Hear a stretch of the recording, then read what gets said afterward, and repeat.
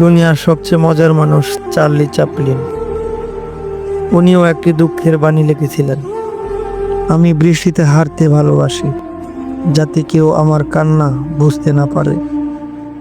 একটা সম্পর্ক ঝগড়ার চরম পর্যায়ে পৌঁছে যাওয়ার পরেও যদি কাছের মানুষটা তোমাকে ছেড়ে না যায়, তাহলে বুঝে নিও সে মানুষটার কাছে তুমি খুব দামি।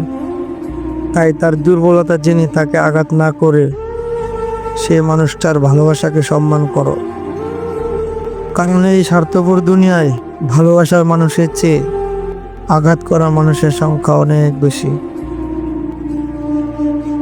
অন্ধ লোক যদি হঠাৎ চোখে দেখতে পায়, তখন সে সর্বপ্রথম লাঠিটা ফেলে দেয়,